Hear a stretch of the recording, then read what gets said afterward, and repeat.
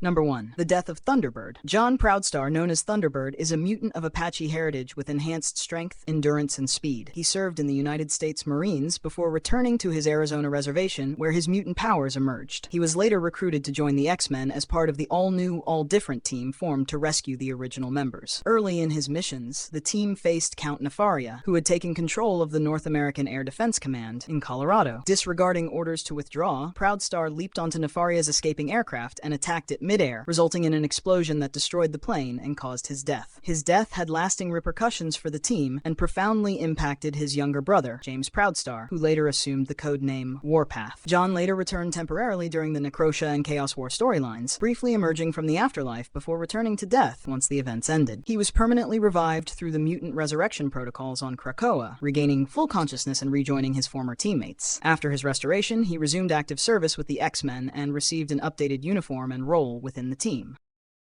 Number 2. The death of Vision. Vision is a synthezoid possessing superhuman strength, flight, density manipulation, and energy projection. His development and connection with Wanda Maximoff have been integral to his role on the team. His first significant death occurred during the Avengers Disassembled event, when he crashed a Quinjet into Avengers Mansion, released Ultron-style drones, and was torn apart by She-Hulk in a loss of control. This event completely destroyed his body and internal systems. Vision later returned temporarily during Chaos War, when several deceased Avengers were revived to confront the Chaos King, though this restoration ended after the event. He was fully reconstructed and reactivated during the Avengers series, regaining complete functionality and resuming his role with the team. In the Vision series, he established a synthezoid family while confronting the limitations inherent to his artificial form. Later, Vision was destroyed again in battle, leaving him heavily damaged and inoperative. His state at that time indicated a cessation of function rather than permanent deactivation. Throughout these occurrences, Vision's essential systems and consciousness have repeatedly been dismantled and restored. The canonical death with the most significant impact in continuity remains his destruction during Avengers Disassembled. Number 3. The death of Mar-Vell. Mar-Vell is a Kree military officer from the Kree Empire who assumes the title of Captain Marvel as Earth's protector. His abilities include superhuman strength, flight, energy projection, and heightened cosmic awareness. During his career, he participates in numerous conflicts across the galaxy, including battles against threats on Earth. On one mission, he encounters the villain Nitro, who releases a nerve agent known as Compound 13. Exposure to this substance ultimately causes Mar-Vell to develop a terminal form of cancer. His final days occur on Titan, where he receives care from allies, including Mentor and Elysius. Surrounded by companions and former adversaries who pay their respects, he eventually dies from the illness. His death represents one of the rare instances of a major hero in continuity succumbing to disease rather than combat. Although others later adopt his identity or emulate his appearance, the original Mar-Vell of the primary continuity has not been restored, cementing his legacy within the universe. Successors, such as Monica Rambeau and Carol Danvers, subsequently hold the Captain Marvel mantle. Number 4. The death of Colossus. Pyotr Rasputin, known as Colossus, is a mutant from Siberia capable of transforming his body into organic steel, granting superhuman strength and near-impervious durability. He joins the X-Men to defend both mutants and humans, establishing himself as a long-standing member of the team. His most notable canonical death occurs during the outbreak of the Legacy virus, a disease affecting mutants throughout Earth. After his sister Ileana succumbs to the virus, Pyotr decides to end the epidemic using a cure developed by Beast from Moira MacTaggart's research. The cure requires a mutant to activate it through self-sacrifice, and Colossus volunteers to administer it personally. Upon activating his abilities, the cure spreads into the atmosphere, neutralizing the virus but resulting in his death. His remains are subsequently cremated and dispersed over his family's farmland in Russia. Later, his body is recovered by Ord of the Breakworld, who employs alien technology to revive him. Colossus is held captive and subjected to experimentation until he is freed by Kitty Pryde, after which he rejoins the X-Men. His revival returns him to active participation in the team's missions. The event represents a significant instance of sacrifice and restoration among mutants. Number 5. The death of Gwen Stacy. Gwen Stacy is the daughter of Captain George Stacy of the New York City Police Department and Helen Stacy. She attends the same university as Peter Parker, who secretly operates as Spider-Man. Gwen becomes one of Peter's closest friends and a key romantic partner during his early career as a hero. Her canonical death occurs in the storyline The Night Gwen Stacy Died. In this event, the Green Goblin, also known as Norman Osborn, abducts Gwen and takes her to a high bridge to confront Spider-Man. During the encounter, the Green Goblin throws her from the bridge, bridge, prompting Spider-Man to attempt a rescue with his webbing. Although the web catches her, the sudden stop causes her death, marking a significant loss in his life. Her death continues to influence his decisions, relationships, and sense of responsibility. Within the main timeline, Gwen's death remains permanent, with no canonical resurrection or survival revision. This incident is regarded as one of the earliest and most significant character deaths in Spider-Man continuity.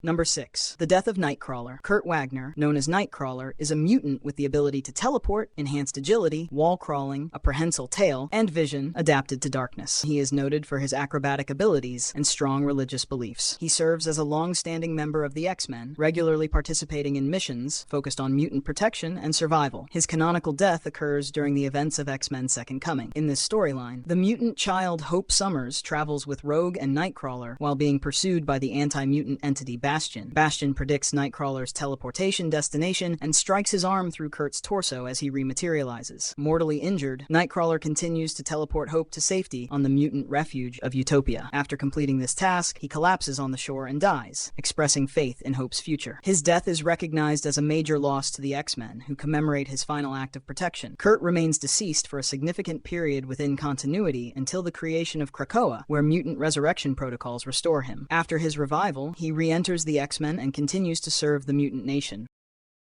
Number 7. The death of Elektra. Elektra Natchios is a martial artist and assassin. She is skilled with Twin Psi and trained extensively in stealth, espionage, and ninjutsu. Her associations include the assassin organization known as the Hand and its rival group, the Chaste. She maintains a complex personal and professional relationship with Matt Murdock, also known as Daredevil, frequently intersecting with his activities in New York City. Elektra's primary canonical death occurs during a confrontation with the assassin Bullseye. In this encounter, Bullseye kills her by impaling her with one of her own psi. Her body is later recovered and employed by the Hand in a ritual aimed at restoring her to life. The resurrection is completed when the Chaste Mystic Stone intervenes, returning her spirit and removing the Hand's corruption. After her revival, Elektra resumes operations within the assassin community, sometimes cooperating with the Hand and other times acting independently. Her later appearances maintain her role as a combatant navigating competing allegiances between the Hand and the Chaste.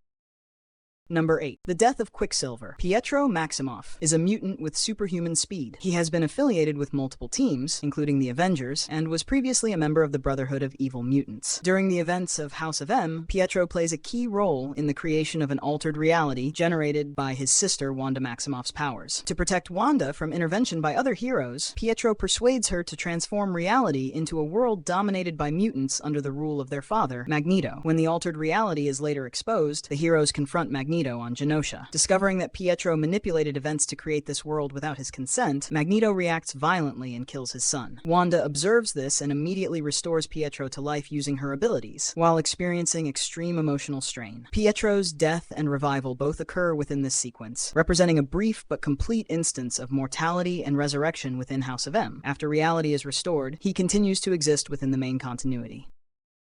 Number 9. The death of Silver Surfer. Norrin Radd, known as the Silver Surfer, originates from the planet Zenla. He serves as the Herald of Galactus after receiving the power Cosmic, which provides energy manipulation, interstellar travel, and extraordinary endurance. Initially charged with locating worlds for Galactus to consume, Norrin later opposes his master and protects life across the universe. His canonical death occurs in the limited series Death of the Silver Surfer, which depicts the conclusion of his existence. In this event, Norrin encounters a force exceeding the limits of the power Cosmic, resulting in his destruction. The storyline confirms that the Silver Surfer has fallen, and the mantle is transferred to Kelly Ko, who becomes Galactus's next herald. The series ends with the statement, "The Silver Surfer is dead. Long live the Silver Surfer," establishing Norrin's fall within the main continuity. His demise represents the formal transfer of the cosmic role he held, with his successor continuing the duties of the Silver Surfer.